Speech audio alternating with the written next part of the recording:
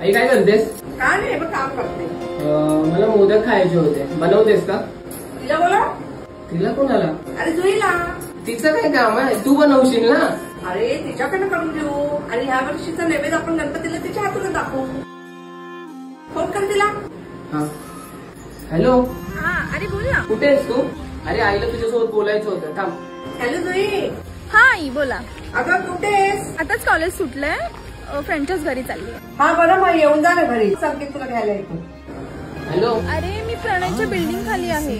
हा हा ठीक आहे, आलो मी.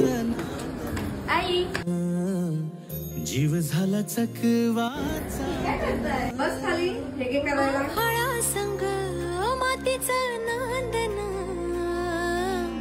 जीव झाला चकवा चांदन. हो जगन हे चला आता निघूया आपण. हा जाऊ. आई झालं का तुझं? हो झालंय, पण थांब जरा. हा लवकर ये, तिला सोडायचंय.